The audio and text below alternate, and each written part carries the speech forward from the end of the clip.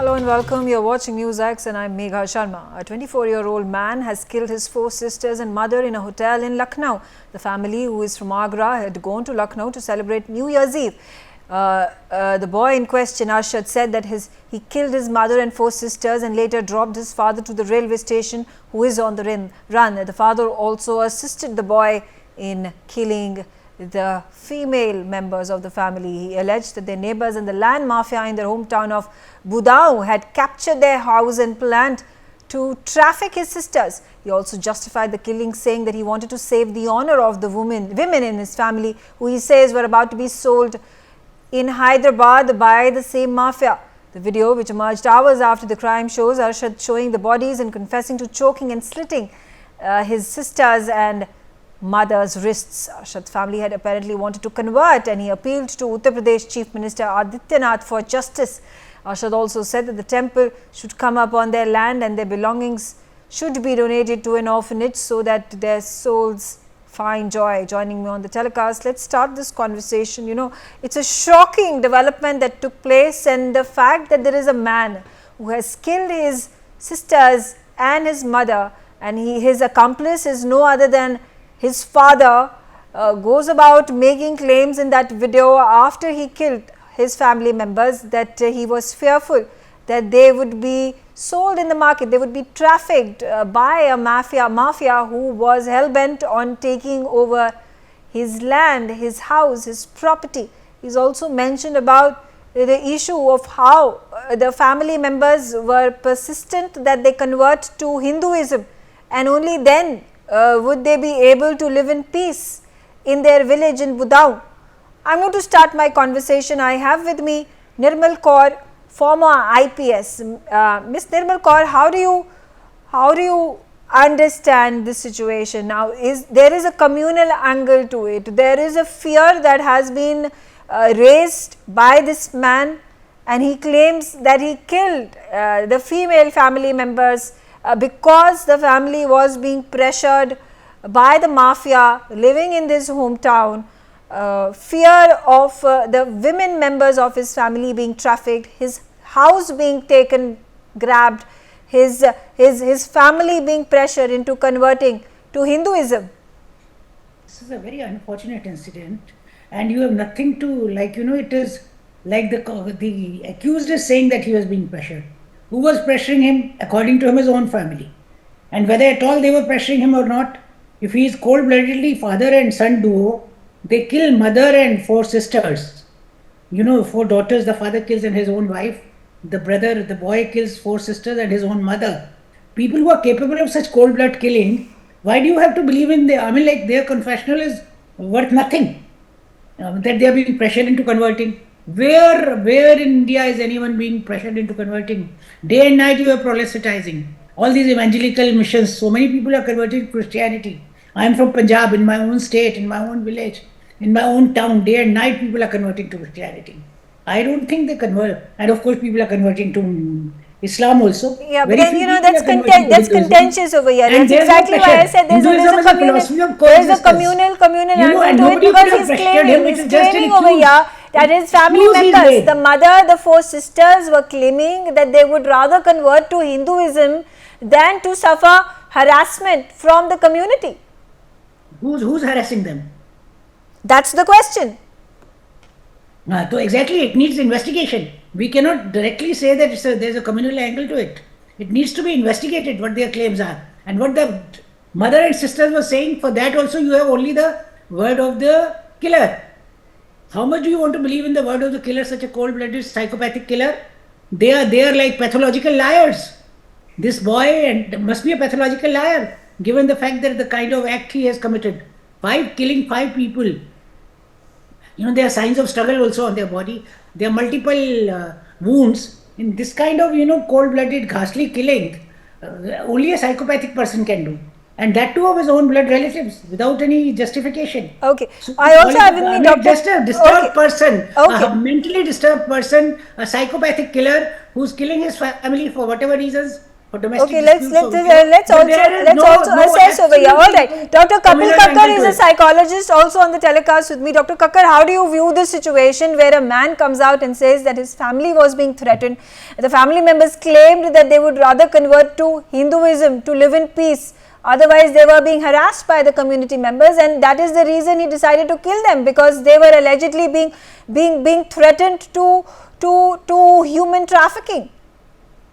So, see, I'll not make any extraordinary observations in this particular case because A, we don't know what is the father's take, because this is what the accused is claiming.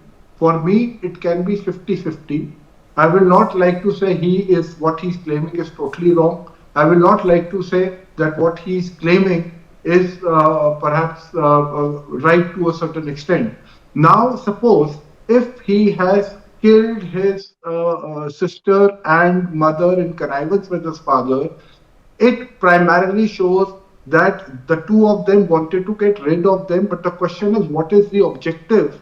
If the objective is not about Hinduism, let us take the conversion, I mean. Now, let us take another instance where father is not involved, because I have not seen anything from the father's side, what the father is saying. Suppose hypothetically this fellow has himself killed, planned any everything. No, but It the father shows is that. absconding. The father assisted Okay. the boy in killing the five Right. family So, okay. members. Okay. So this part I did not know. So if the father is also absconding, that means there is a connivance. Now the question is that if the two of them have connived, then perhaps I would say there has to be certain element of truth in this story. However, what was the reason that they went to this extent instead of going to the police? Did they not have any kind of faith in the system? Because because when he's talking about the sisters would be traded off and all those kind of things, they seem to be that either a lot of fear has been instilled in them, or there has been a lot of imaginary fear that they have, both father and son have felt, and they would have perhaps planned without letting the woman in the family even have any idea about it. But the question is, can two of them actually kill the woman of the house without spiking their drinks, without, because it's not easy to kill any four people, even if when they're sleeping, that, suddenly you attack and you brutally kill them. Okay. So there has to I be mean, some kind whatever of means thinking. that they applied of what the man in his video has described in brutal detail, how he went about killing his sisters, four of those sisters, and the sisters was from the age group of 9 up until about 24, 25. The youngest one, Okay. that is 9 So, years of age. The one after her 16, and so on and so forth, and in gruesome detail he has gone about describing how he so if killed so if the the family defense is members. there, He tied them if, up, he strangulated them, he stuffed a cloth in their mouths. He at the same time cut the wrists of his family members, his sisters and wife. Dr. Bhavna see, Gupta. the question is whether he has done it all by himself or with his father supporting him, in the sense physically being present there, and I mean, of kind course, of they were all using. together. They were on a trip from Agra. They had arrived in Lucknow. They celebrated New Year's, and then this incident took place. He's released a Correct. video. So see, The entire this, family was there. so Okay, Dr. Bhavna yeah. Gupta. Let's come to you now. This is one is about the psychological behavior of these two men who have committed this gruesome crime, but quite another, there are the two aspects of it, and the second aspect is much more gruesome and shocking and concerning, keeping in mind that this man has now claimed that his family was being harassed. He's essentially saying that his family was being harassed because they are Muslim. See, first of all, you have to understand, if he's committing such gruesome crimes, when you're in need, where you want to kill your family, you don't have to go to this extreme lengths that he's trying to tie them up, strangle them. This is something that is out of hate. You also have to understand, because if we really look at the psychological aspect of this, there's a lot of that can come up with trauma, mental health, illness, everything. But here, this is something which is very gruesome. You don't do this out of that where your family is suffering, you don't do so much hate on them like this. So you have to understand this is something which is, it has another layer to it. It is not specifically limited to the fact that he was trying to get rid of the problem. He was trying to get rid of his family with such extreme measures. So this is not something which we can relate to psychological issues here. It can be mental illness to a fact that, but he still tried to kill his family with such gruesome act. Okay, so basically what he's done over here is he's killed his family members. He has made some justifications. He's justified himself for killing the family members, and he's giving himself a clean chit and basically blaming it on a certain set of individuals that he claims were harassing him then and exploiting him and his family. You have to also understand, when somebody commits crime like this is not something they've done at first time. They've done little acts in their life. So you have to understand, nobody will go to such extreme lengths to kill their family to this possible length. You also have to understand that he must have committed different crimes to get to this point. Okay. Nirmal Kaur, how should the police handle this? Because police at this point of time has given a statement that this is a family dispute and nothing more. There have been cases after cases, they may have been sporadic, but that they have come up, and there is a certain narrative that is built in our country, in certain parts of Uttar Pradesh particularly, that Muslims are living under fear. How should the police handle this? Should the government of Uttar Pradesh, to whom this boy has appealed in his video, should also intervene in the matter? I think this whole spurious tale of Muslims living in fear, do you remember how that Udaipur tailor was killed? How that somebody in Maharashtra was killed? Post that Nupur Sharma thing, how people are being killed day in, day night. I mean, they're trained in violence from day one. They have this Kurbani festival. All that is a training in violence, cooking this, cooking that, all kinds of horrible things. So, Muslims living in fear is it's a bogey being raised. I think on the contrary, they are a very, very pampered lot in India. They have been pampered.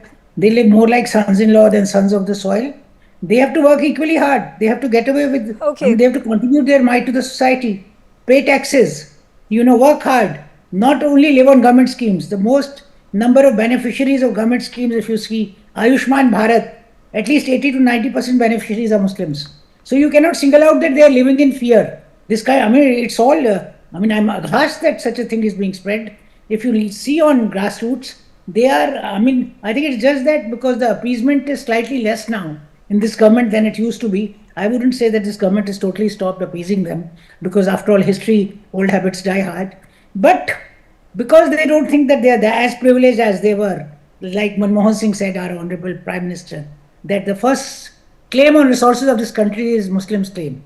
How is that? You got your own country 75 years ago. Okay, I'm not going to. Okay. And That's another. You're going on another tangent, Nirmal Kaur. I would want to bring this discussion back bring the focus back to this discussion on what happened. Dr. Kapil Kakkar. Now, do you think? Again, it's over here, a statement has been made, a claim has been at this point of time made by this boy. The police is going to investigate the matter. He's been put behind bars. The father at this point of time is absconding. The police are trying to hunt him down. In such a situation, and it is going to become a sensitive issue, because it has again been raised, it's going to become, for example, a Hindu-Muslim dispute at this point of time. Even if it may not have been, it is projected to be this way. Do you think politicians are now going to take advantage of this? Media certainly is. I would like to ask Dr. Kapil Kakkar to speak on this. Yes, certainly, as far as politicians are concerned, they are going to play this card, both the opposition as well as the ruling party. However, if I look at this particular, normally people with such state of mind, they normally have a low self-concept. They look for quick fix solutions. They are not able to think deep. They are not able to see the brighter side of what can be done. However, what basically intrigues me is when his father, who I'm sure who would be a mature man, when both of them are doing, it is either the kind of fear that would have instilled in them, because when we go away to remote part of the countries, perhaps the demography, the mindset of the people, the kind of fear which can be instilled in them, the degree is very different from we staying in, in Delhi and in the metro cities. So my point is that we are right now looking at only from the point of view as if that what would the people of Delhi or the educated class would have done. The question is what is going in those small towns, tier 2, tier 3 towns. What is because at the end of the day, why would somebody want to kill his own sister who is just 9 years old? That means that fellow would have, and when you talk about the mental issue, well, the mental issue would have turned into anguish perhaps in last 15-20 days, where this entire thing would have come up, when they would have thought if this story is true, because see, there is no other alternative, because here is a man who knows when he's killing his parent, his mother and sisters, he's going to go behind bars. The father also knows he's going to go behind bars. So at the end of the day, what are they getting out of it? What are the kind of benefit they are getting out of it? Right. Because they also know after doing this, they are not going to live no, the boy has made a video. The boy has made a video, and he has gone and surrendered to the police. That's what I'm saying. So basically they know what they are doing. That means that they know that their life finishes once they murder their loved ones. So what is the objective when somebody would get? Either it is that they had that the intensity of hate was very high because of the self-concept, but the question is, what would somebody, yes, that would have been the case if he would have also targeted his father. Then I would have still to quite a good extent believed on that kind of story. But here things are very different at this moment. But again, the question again is being asked that could there have been better means that could have been utilized by the family to fight the threats, the harassment that they were facing, which has been claimed by this boy for the reason he decided to kill his female family members, is something that will have to be looked upon. Was he so distressed and did not have any other options left but to kill his family? Can this be validated as a good enough reason to give him a clean chit? That's contestable. On that note, I thank all of you for joining me on the telecast, and thanks for watching NewsX.